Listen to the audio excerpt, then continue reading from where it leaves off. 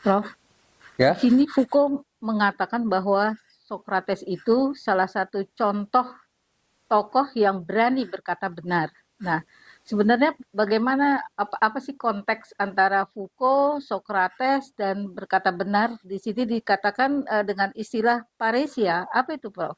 ya Paresia. begini. Eh, Istilah paresia itu memang menjadi satu konsep penting sebenarnya pada pemikiran dan apa yang dilakukan oleh Plato selama dia hidup.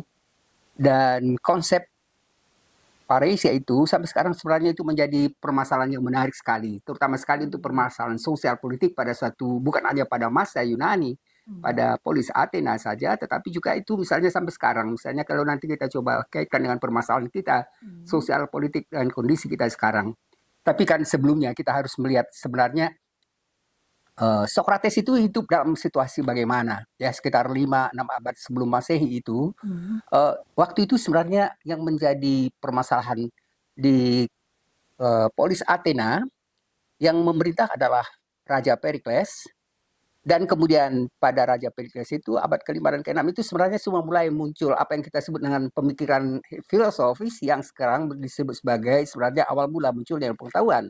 Hmm. Tapi sebelum Socrates ya, pemikir awal itu misalnya seperti Demokritos, Heraklitos, kemudian ada Pitagoras, itu mereka disebut sebagai ilmuwan atau filsuf yang memikirkan tentang alam, kejadian alam, tapi yang menjadi prinsip di situ tetap sebenarnya ketika mereka mencoba untuk menjelaskan terjadinya alam tidak dengan didasarkan atas mitos-mitos tetapi oleh pemikiran rasional. Jadi ini yang kita sebut sebenarnya cirinya. Nanti bagaimana akhirnya filsafat itu, ilmu pengetahuan itu lahir dengan menggunakan rasio, bukan lagi dengan didasarkan pada mite-mite. Dan itu juga yang terjadi pada pemikiran Socrates yang akan kita bicarakan tadi. Ketika dia bicara tentang permasalahan apa yang kita sebut tadi dengan paresia. Hmm. Pada masa itu, yang memerintah sebenarnya adalah Raja Perikles. Dan pada masa Socrates hidup itu juga sebenarnya dia punya ahli-ahli ya yang banyak membicarakan tentang manusia, tapi itu mempunyai perbedaan yang sangat mendasar dengan sebenarnya model berpikir dari Socrates dengan para filsuf yang kita sebutkan nanti dengan para sofis. Karena para sofis itu juga sebenarnya membicarakan mereka tentang permasalahan kehidupan Yunani, ya, Hmm. masyarakat Yunani, tapi mereka berani berbicara, berani berkata, berani misalnya melakukan dialog-dialog dan segala macam itu, tapi dengan apa ya, dengan ciri yang sangat berbeda karena mereka adalah ahli-ahli retorika, ahli berpidato. Yang pada prinsipnya sebenarnya tujuan mereka bukan untuk menemukan kebenaran, untuk keberanian untuk menyatakan yang benar itu bahwa benar dan tanpa misalnya memikirkan konsekuensi. Sementara mereka hanya lebih melihat misalnya masalah keuntungan ekonomi. Dan kemudian begitu misalnya Socrates sebenarnya mengungkapkan tentang Parisia, bisa dikatakan itu juga sebenarnya model counter terhadap cara berpikir dan bertindak ya kaum sofis yang lebih memikirkan tentang permasalahan nama diri mereka, kemudian misalnya mendapatkan hasil keuangan dan seterusnya. Socrates beda karena dia sebenarnya memiliki pengetahuan yang sangat luas dan kemudian memiliki keberanian untuk menyatakan yang benar itu benar tanpa memikirkan misalnya risiko apapun yang akan dihadapi. Jadi prinsip utama di dalam sebenarnya apa yang disebut dengan Socrates itu adalah keberanian untuk menyatakan benar itu dan benar dengan secara jujur tanpa memikirkan konsekuensi akan dihadapi ketika misalnya berhadapan dengan masyarakat yang bertentangan dengan apa yang dia kemukakan karena memang dia sendiri ingin menentang kondisi yang dianggap tidak benar itu. Jadi Socrates ini dikenal sampai sekarang misalnya pembicaraannya itu karena memang ciri tentang menemukan kebenaran itu, menyatakan kebenaran itu, dan dia sebenarnya pada masa itu mencoba untuk menyatakan kebenaran itu terutama sekali ketika dia dianggap ya melakukan hal yang terlarang pada masyarakat Yunani, yaitu dia melakukan uh, dinyatakan dia sebagai melecehkan Tuhan-Tuhan Yunani, dewa-dewa Yunani, karena pada masa itu misalnya, seperti kita baca di dalam banyak sekali literatur tentang masa Yunani itu, mereka mencoba untuk mempercayai tentang kepercayaan yang sifatnya politis, ya, mempercayai dewa-dewa yang digambarkan seperti manusia sebenarnya. Hmm. Mereka itu misalnya dewa-dewa itu bisa berselingkuh, bisa berbohong, Dan Plato justru sebenarnya tidak menerima itu. Dalam banyak hal, walaupun misalnya kita katakan bahwa pada masa itu belum ada agama tauhid, tapi sebenarnya dia sendiri lebih mempercayai pandangan yang lebih sebenarnya mendekati pada apa yang kita sebut dengan pemikiran monoteisme, ya. Dan ini nanti sebenarnya baru jelas pemikiran-pemikiran arah pemikiran dari Socrates itu ketika misalnya muncul Aristoteles yang menyatakan bahwa ya Tuhan itu adalah sebenarnya yang tidak punya awal dan akhir. Dia mengatakan bahwa Tuhan itu adalah model menciptakan segalanya, dan pemikir-pemikiran ini sebenarnya pada masa Yunani, terutama sekali pada masa Socrates itu ya tidak menjelaskan secara tegas seperti apa yang dikemukakan Aristoteles, tapi dia sudah dianggap melecehkan pemikiran dan keyakinan masyarakat Yunani yang percaya pada apa yang disebut tadi dengan dewa-dewa yang banyak itu. Pemikiran ini sebenarnya salah satu pemikiran yang dianggap sebenarnya melanggar kepercayaan pada masa Yunani, karena pelecehan terhadap Tuhan itu sebenarnya salah satu yang memang dinyatakan dalam satu tuntutan hukuman berat, ya, yang bisa dihukum mati. Sebenarnya kalau kita lihat misalnya asal mula bagaimana itu muncul ya tuntutan untuk bisa mengajukan Socrates ke pengadilan, itu sebenarnya berawal dari beberapa tokoh agama yang memang mereka merasa jelas sekali bahwa apa yang dikemukakan Socrates itu benar-benar menghina dewa-dewa mereka. Dan ini juga tentu mendapat pengaruh juga dari masyarakat di sekitarnya. Dan kemudian misalnya ada 3 orang warga negara Yunani yang mengajukan tuntutan ke pengadilan yang menyatakan Socrates bersalah.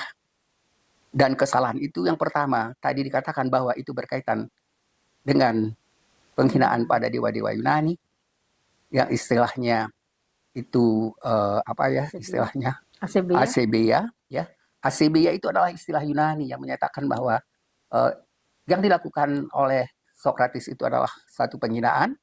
Dan kemudian yang kedua sebenarnya yang dianggap berbahaya oleh masyarakat, terutama sekali politik dari yang tidak setuju dengan pandangan dari Socrates, itu adalah ketika Socrates ini dianggap dan dituduh dia menyebarkan kebencian, ya, dia menyebarkan pandangan-pandangan yang sebenarnya bertentangan dengan kondisi saat itu, dan terutama sekali yang berhubungan misalnya dengan demokrasi, dengan keadilan, dengan masalah moralitas. Apa yang dikemukakan oleh Socrates itu sebenarnya kalau kita hubungkan dengan permasalahan kita sekarang juga itu selalu berkaitan, ya, tentang keadilan, tentang kebenaran, tentang moralitas, tentang misalnya ketidaksetaraan, tentang hak azazi, ya, hak azazi terutama sekali tentang kebebasan berpikir, kebebasan untuk berbicara, itu sebenarnya sangat dihargai pada masa Yunani.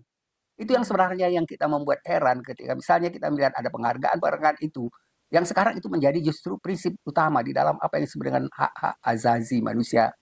Dan mereka juga misalnya bisa bebas berbicara di satu arena, terutama sekali di tengah kota Athena yang disebut dengan agora. Dua permasalahan tadi menghadapkan Socrates pada pengadilan, dan yang menarik lagi di pengadilan rakyat, ya, itu berbeda sekali dengan model pengadilan kita sekarang, karena di pengadilan itu adalah, ya, masyarakat itu yang lebih misalnya diberikan hak untuk menentukan apakah misalnya seseorang itu bersalah atau tidak. Dan nanti misalnya ada 500 orang yang menentukan di pengadilan apakah Socrates bersalah atau tidak, dan itu ditentukan berdasarkan suara terbanyak. Dan di dalam pengadilan itu Socrates dinyatakan bersalah dan dihukum mati, dinyatakan hukum mati. Jadi itu adalah satu hal yang menarik sebenarnya dari permasalahan pemikiran dari pengadilan di Yunani. Begini, Prof. Masalah kebenaran.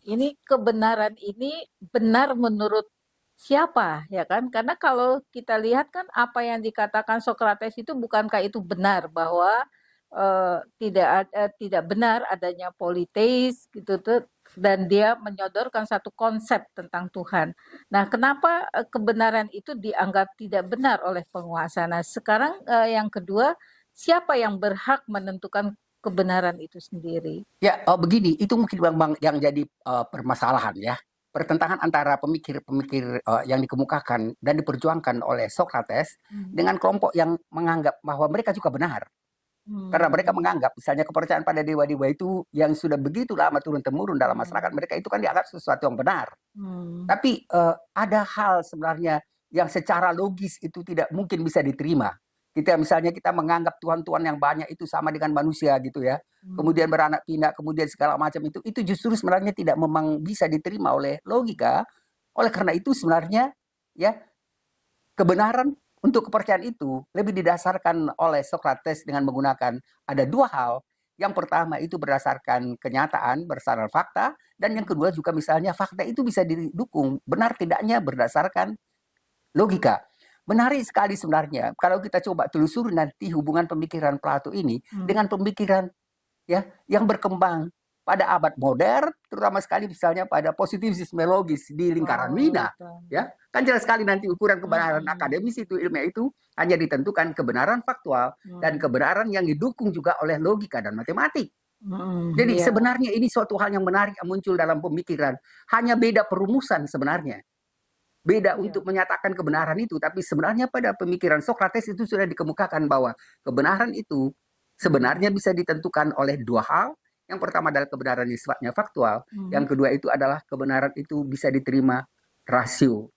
Ya, ingat pada masa mereka juga misalnya apalagi misalnya muridnya ya seperti Plato dan Aristoteles itu juga mereka dianggap sebagai bapak-bapak sebenarnya menegakkan ya bentuk kebenaran di dalam akademis yang kita terima umumnya sekarang ini. Ya, tapi kan begini masalahnya kebenaran yang dikemukakan Socrates itu akhirnya dianggap tidak benar, berarti ada campur tangan kuasa lain dong di sini. Ya, betul nggak? Kuasa lain iya, karena memang kuasa lain itu sebenarnya juga misalnya muncul dari misalnya para pihak ya, misalnya dari para pendukung doa agama yang sebelumnya, kemudian misalnya orang juga yang misalnya seperti tadi kita katakan misalnya Socrates yang diajukan oleh 3 orang itu juga karena mereka punya kepentingan ya. Jadi mereka misalnya merasa ada seorang, kalau yang pertama itu dia adalah seorang sebenarnya penguasa juga, dan kemudian juga dia seorang yang pedagang pada masa Yunani itu, dan dia merasa terusik sebenarnya dengan apa yang dikemukakan oleh Socrates. Kemudian misalnya ada juga misalnya yang pematungnya, ada juga misalnya orator. Mereka itu sebenarnya bertiga orang itu ini adalah mereka itu merasa terusik juga dengan apa yang dikemukakan oleh Socrates itu. Dan demikian juga misalnya pada pendukung agama-agama politeisme itu. Oleh karena itu sebenarnya ini yang mereka tuduhkan kepada Socrates itu yang dianggap untuk menentang kepercayaan ya masa-masa Yunani itu.